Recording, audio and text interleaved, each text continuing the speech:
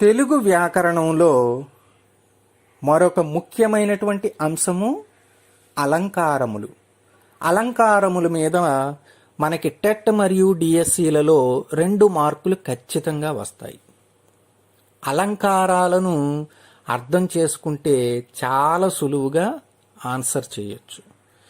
అలంకారాలు 2 రకాలు: అనుప్రాసలంకారాలు, అర్ధలంకారాలు. అనుప్రాసలంకారాలు అంటే ప్రాసను బట్టి అలంకారం చెప్పబడుతుంది. అర్ధలంకారము అంటే అర్థాన్ని బట్టి అలంకారం చెప్పబడుతుంది. ముందుగా మనం అనుప్రాసలంకారాల గురించి తెలుసుకుందాం. వీటిలో మొట్టమొదటిది వృత్యానుప్రాస అలంకారము. వృత్యానుప్రాస అలంకారములో ఒక అక్షరం పదే పదే మళ్ళీ వృత్తంగా రిపీట్ అవుతూ ఉంటుంది. దానిని వృత్యానుప్రాస అలంకారము అని అంటాము. ఉదాహరణకు విష్ణు, రోచిష్ణు, జిష్ణు, సహిష్ణు, కృష్ణు.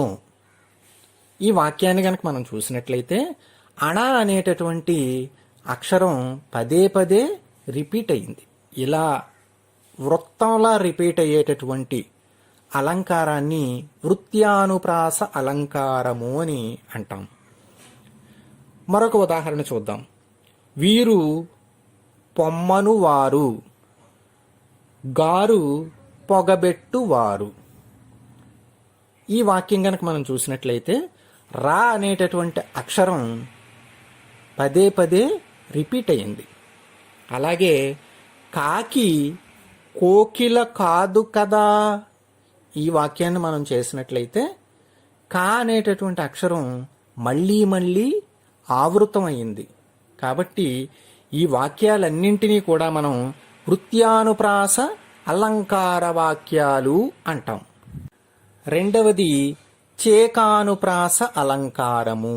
చేకానుప్రాస అలంకారంలో వాక్యాన్ని మనం తీసుకుంటే ఆ వాక్యంలో 2 జంట పదాలు ఉంటాయి. కానీ ఈ 2 జంట పదాల అర్థాలు మాత్రం వేరువేరుగా ఉంటాయి. అంటే పదాలు ఒకే రకం పదాలు, కానీ వాక్యంలో ఆ పదాలకు అర్థాలు మాత్రం వేరువేరుగా ఉంటాయి. అవి ఏంటో చూద్దాం. నీకు 100 వందనాలు. 100 అనేటటువంటిది సంఖ్య అయితే వందనాలు అనేటటువంటిది నమస్కారములు. కాబట్టి నీకు 100 వందనాలు అన్నప్పుడు చేకానుప్రాస అలంకారం ప్రకారం ఈ 100 వందనాలలో అర్ధభేదం కనిపిస్తుంది. అలాగే శివభక్తుడు. శివ అనేటటువంటిది ఒక వ్యక్తి పేరు. శివభక్తుడు అంటే ఒక దైవం, దైవానికి భక్తుడు. అలాగే లలిత లలితంగా పాటలు పాడుతుంది. లలిత అనేది ఒక అమ్మాయి పేరు. లలితంగా పాటలు పాడుతుంది అంటే శ్రావ్యంగా పాటలు పాడుతుంది. ఈ విధంగా చేకానుప్రాస అలంకారంలో 2 పదాలు ఒకే రకంగా కనిపించినప్పటికీ వీటి మధ్య అర్ధభేదం ఉంటుంది.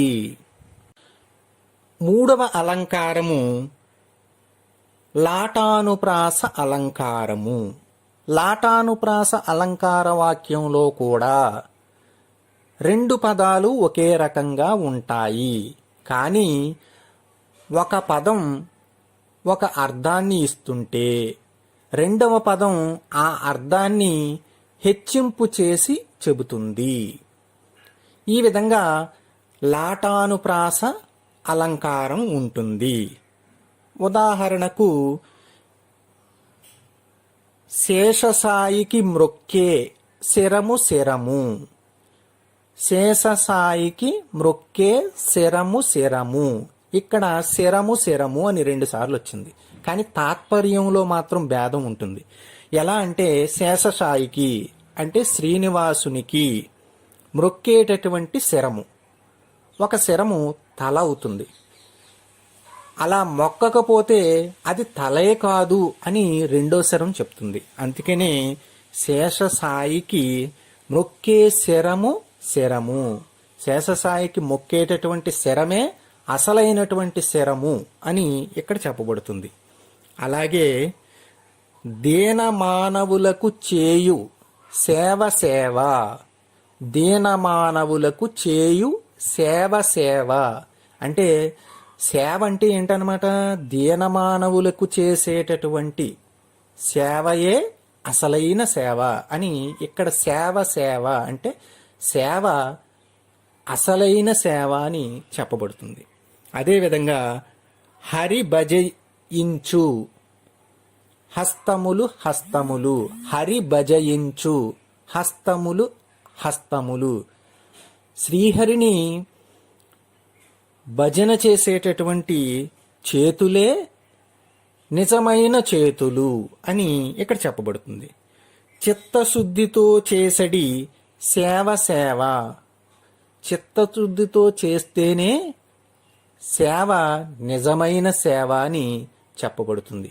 ఇది లాటానుప్రాస అలంకారము. ఇక్కడ మనకి చేకానుప్రాస అలంకారానికి లాటానుప్రాస అలంకారానికి చిన్న తేడా ఉంది. అది ఏంటంటే ఈ రెండు అలంకారాలలోనూ కూడా వాక్యాలలో ఒకే పదం 2 సార్లు కనిపిస్తుంది.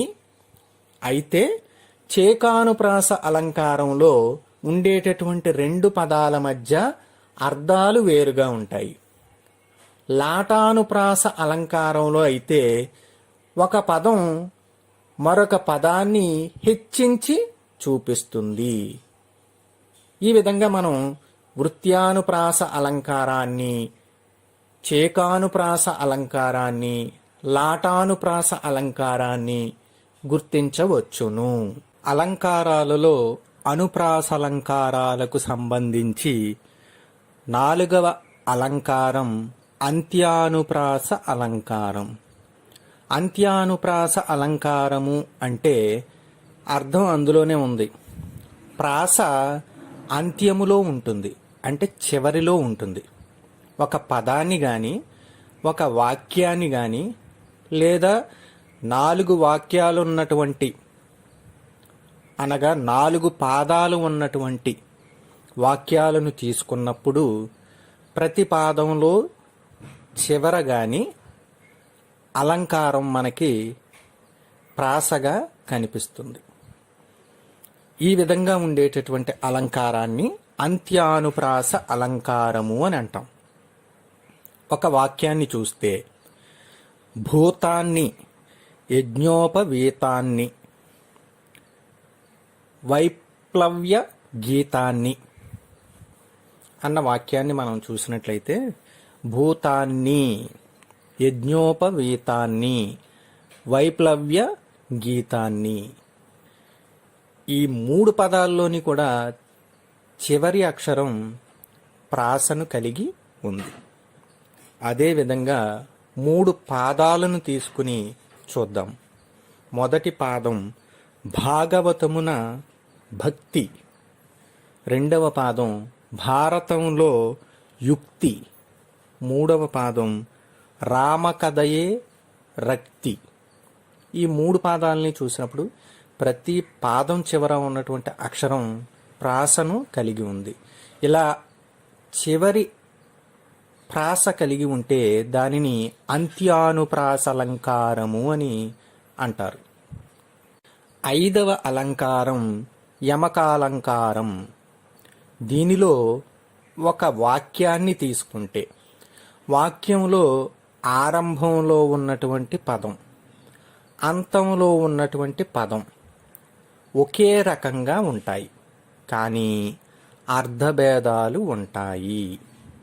అదేవిధంగా ఆరంభంలో ఉన్న పదం అంతంలో ఉండాలి అని రూలేమీ లేదు. ఆ పదం మధ్యలో కూడా ఉండవచ్చు.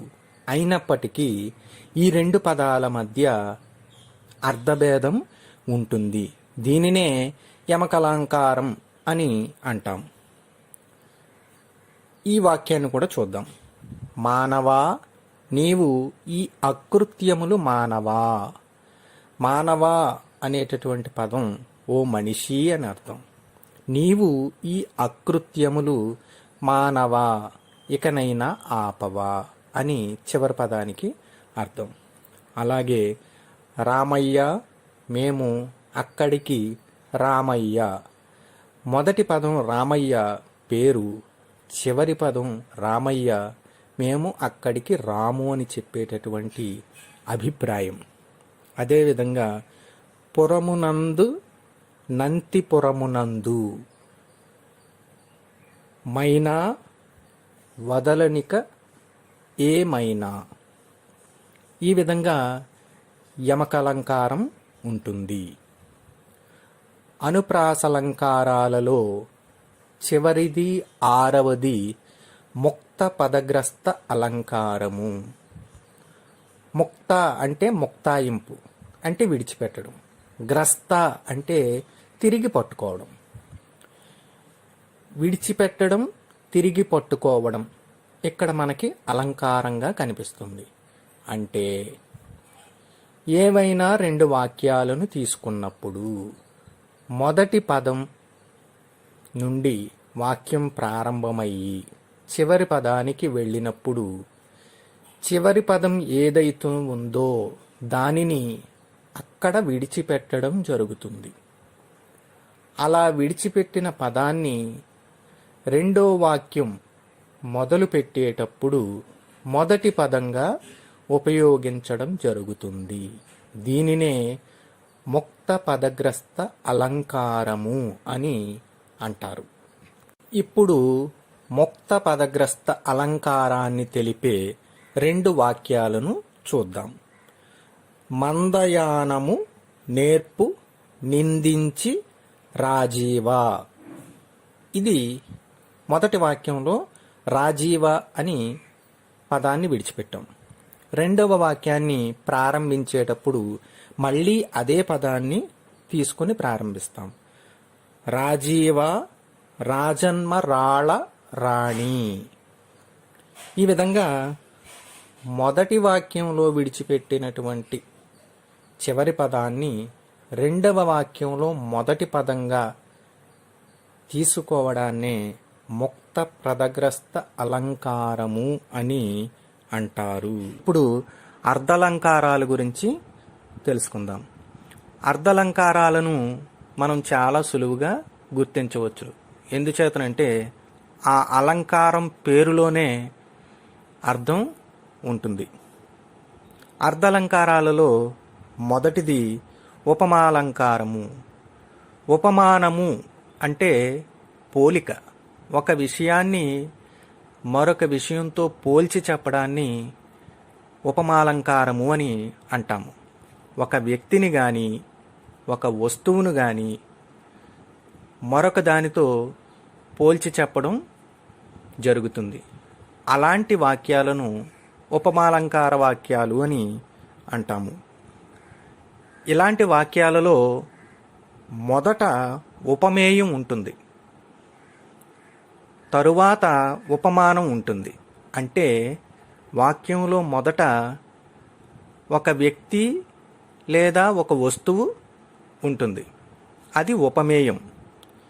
దానిని దేనితో పోలుస్తున్నామో అది వాక్యం మధ్యలో ఉంటుంది, దానిని ఉపమానం అని అంటారు.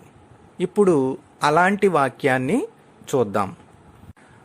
ఆమె ముఖం చంద్రబింబం వలె అందంగా ఉన్నది. ఇక్కడ ఆమె అనేది ఉపమేయం, చంద్రబింబం అనేది ఉపమానం.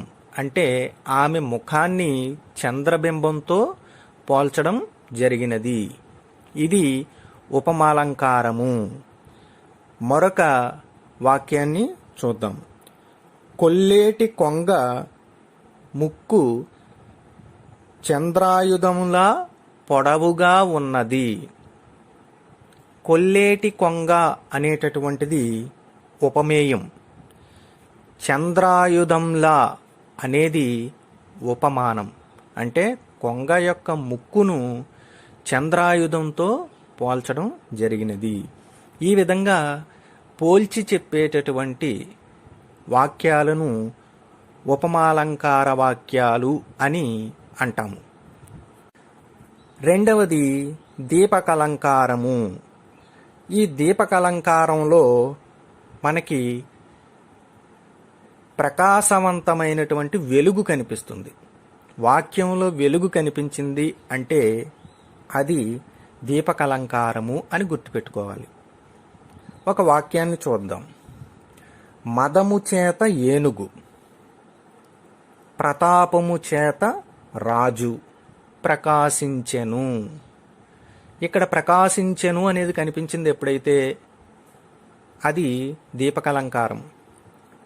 ఈ వాక్యం యొక్క అర్థం చూసినట్లయితే మదము చేత ఏనుగు, పొగరు చేత ఏనుగు, ప్రతాపము చేత రాజు అంటే పరాక్రమం చేత రాజు ఎలా ఉంటారు?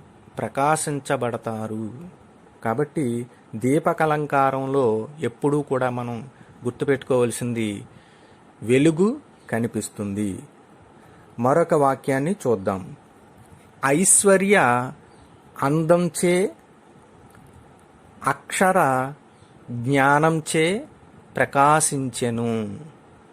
ఐశ్వర్య అనేటటువంటి ఆమె అందం చేత, అక్షర అనేటటువంటి ఆమె జ్ఞానం చేత ప్రకాశించబడెను. ఇక్కడ కూడా ప్రకాశించబడెను అని చెప్పబడుతుంది.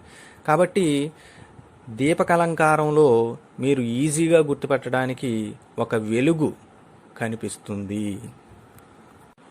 మూడవ అలంకారము అనన్వయ అలంకారము. ఇది కూడా చాలా సులువుగా మీరు గుర్తుపట్టవచ్చు. అనన్వయ అలంకారంలో ఒక వ్యక్తిని కానీ ఒక సంఘటనను కానీ అదే వ్యక్తితో కానీ అదే సంఘటనతో కానీ పోల్చి చెప్పబడుతుంది. కాబట్టి అనన్వయ అలంకారంలో మనం సులువుగా వీటిని గుర్తించవచ్చును. ఒక వాక్యం చూద్దాం. చంద్రుడు చంద్రుడు వలె శోభావంతుడు. ఇక్కడ చంద్రుడు ఎలా ఉన్నాడంట? చంద్రుని వలె శోభావంతుడు అంటే చంద్రుడిని చంద్రుడితోనే పోల్చాడు. ఇలా చెప్పబడినటువంటి అలంకారాలను అనన్వయ అలంకారాలు అని అంటారు.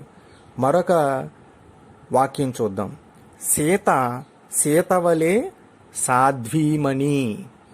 సీత ఎలా ఉంది? సీతవలే సాధ్వీమణి అంటే సీతను సీతతోనే పోల్చడం జరుగుతుంది. రాముడు రాముని వలె సుగుణ సంపన్నుడు. రాముడు ఎలా ఉన్నాడు? రాముని వలె సుగుణ సంపన్నుడు. రామునితోనే పోల్చడం జరుగుతుంది. అదేవిధంగా రామ రావణ యుద్ధం వలె ఉంది. రామ రావణ యుద్ధం వలె ఉంది. వారిద్దరి మధ్య జరిగిన యుద్ధంతోనే పోల్చడం జరుగుతుంది. ఈ విధంగా పోల్చి చెప్పేటటువంటి అలంకారాలను అనన్వయ అలంకారాలు అని అంటారు. అర్ధలంకారాలలో నాలుగవది రూపకలంకారము. రూపకలంకారంలో ఏదైనా ఒక విషయాన్ని ఒక రూపంతో చెప్పబడుతుంది. ఒక వాక్యం చూద్దాం. సంసార సాగరం ఈదుట మిక్కిలి కష్టము. సంసార సాగరం అనేటటువంటిది దేనితో రూపం చెప్పబడింది అంటే ఈదుట మిక్కిలి కష్టము. అలాగే ముఖచంద్రుడు అంటే ముఖం ఎలా ఉంది అంటే రూపం చంద్రుడిలా ఉన్నది. రూపకలంకారంలో ఒక రూపాన్ని ఇవ్వడం జరుగుతుంది. ఇక్కడ సంసార సాగరం అనేటటువంటిది ఎలా ఉంటుంది అంటే దానికి ఒక రూపం ఇచ్చారు. ఈదడం చాలా కష్టము అని. అలాగే ముఖచంద్రుడు అంటే ముఖం ఏ విధంగా ఉంది అంటే దానికి ఒక రూపం ఇచ్చాడు, చంద్రుని వలె. అలాగే సాక్షాత్తు ఈ రాజు ఈశ్వరుడే అంటే రాజుకి ఏ రూపాన్ని ఇస్తున్నారు ఇక్కడ? ఈశ్వరుడితో పోలుస్తున్నారు. ఈశ్వరుడి యొక్క రూపాన్ని ఇస్తున్నారు. కాబట్టి రూపకలంకారంలో పోలికకు ఒక రూపం ఇవ్వబడుతుందన్నమాట. ఆ విధంగా రూపకలంకారం ఉంటుంది. మరొక వాక్యం చూద్దాం. కుటుంబానికి తండ్రే హిమగిరి శిఖరం. కుటుంబానికి తండ్రి ఏ విధంగా ఉన్నాడో చూడండి. రూపంలో చూస్తే హిమగిరి శిఖరం అంటే హిమాలయాల్లాగా ఉంటాడు అనేటటువంటి రూపాన్ని తండ్రికి ఇవ్వడం జరిగింది. మౌనిక తేనె పలుకులు అందరికీ ఇష్టమే. ఈ వాక్యాన్ని చూస్తే మౌనిక యొక్క తేనె పలుకులు అనే దానికి ఏ రూపం ఇవ్వడం జరిగింది అంటే ఇష్టము అనేటటువంటి రూపాన్ని ఇవ్వడం జరిగింది. అందుకనే మౌనిక తేనె పలుకులు అందరికీ ఇష్టమే. సరసురాజు కీర్తి పాల సముద్రం. ఈ వాక్యాన్ని చూస్తే సరసురాజు యొక్క కీర్తి ఏ రూపంలో కనిపిస్తుంది అంటే పాల సముద్రంగా కనిపిస్తుంది. అంటే ఆయన యొక్క కీర్తికి ఇచ్చిన రూపం ఏంటి అంటే పాల సముద్రము. సో ఈ విధంగా మనం చూసినట్లయితే రూపకలంకారంలో ఒక విషయానికి రూపాన్ని ఇవ్వడం జరుగుతుంది. ఈ విధంగా మనం ఈ అలంకారాన్ని గుర్తించవచ్చును. అతిశయోక్తలంకారము పేరులోనే ఉంది. ఈ అలంకారము అతిశయోక్తిని చెబుతుంది. అంటే ఆ వాక్యాలన్నీ అతిశయోక్తిని చెబుతాయి. అలాంటి వాక్యాలను అతిశయోక్తలంకారాలు అని అంటాము. ఆ వాక్యాలేంటో చూద్దాం. ఆ నగరమునందలి మేడలు ఆకాశమును తాకుచున్నవి.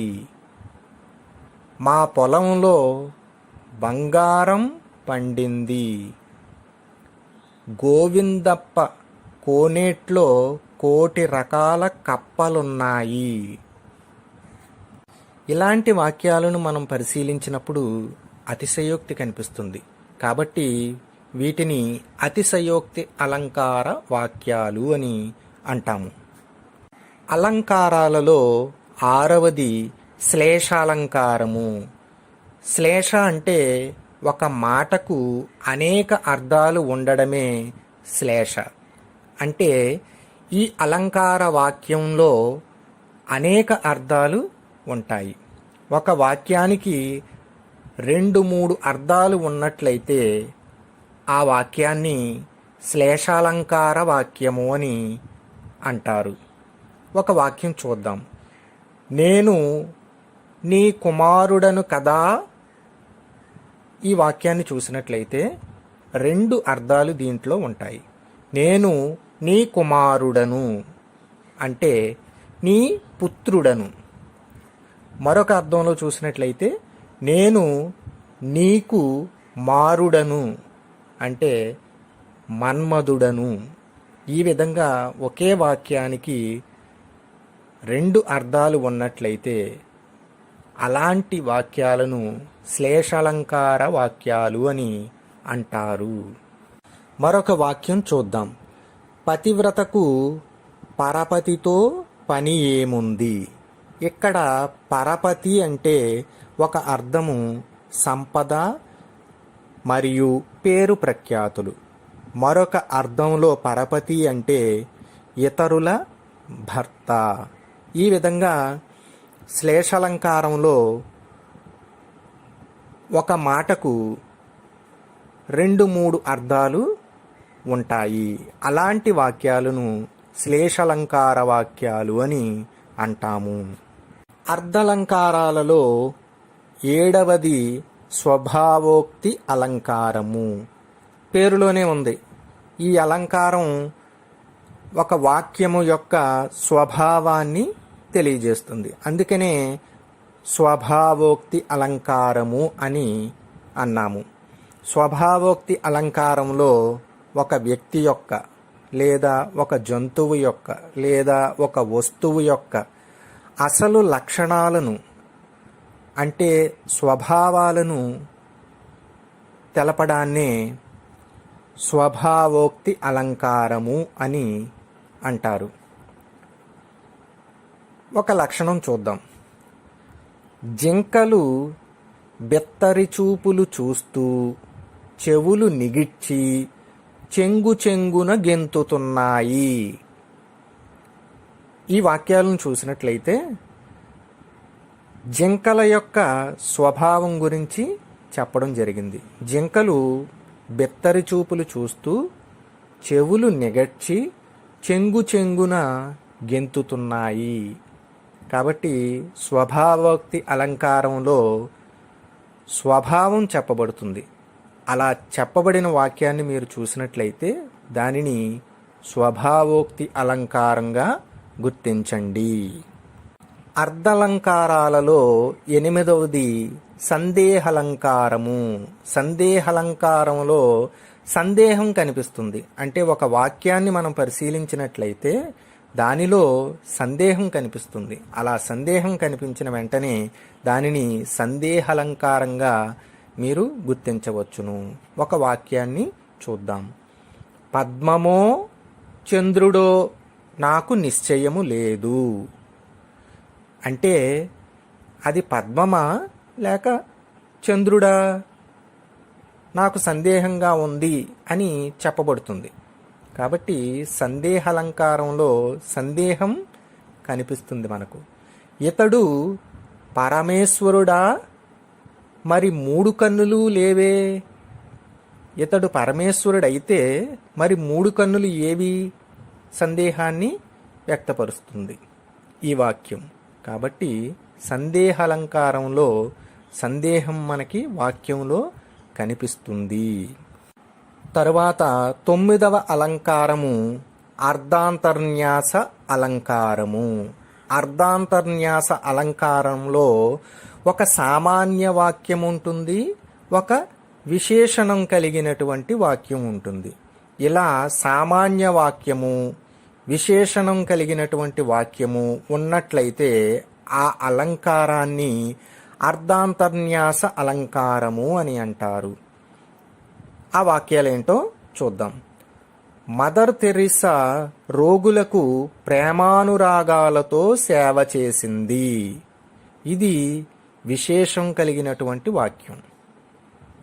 మానవతామూర్తులకు పరోపకార పరాయణత సహజ లక్షణం కదా.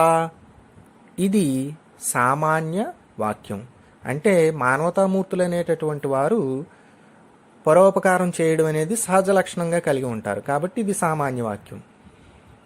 దానిని విశేష వాక్యంగా చెప్తే మదర్ తెరిసా రోగులకు ప్రేమానురాగాలతో సేవ చేసింది అని విశేషంగా చెప్తున్నాం. ఇలా సామాన్య వాక్యము విశేష వాక్యము కలిగి ఉన్నటువంటి వాక్యాలను అర్ధాంతర్న్యాస అలంకారము అని అంటారు. మరొక వాక్యం చూద్దాం. హనుమంతుడు సముద్రమును దాటెను. ఇది విశేషం. మహాత్ములకు సాధ్యం కానిది లేదు కదా. ఇది సామాన్య వాక్యం. సామాన్య వాక్యం అయితే మహాత్ములకు అసాధ్యం అనేది లేదు. కాబట్టి హనుమంతుడు సముద్రం దాటాడు అంటే అది అతనికి సాధ్యం.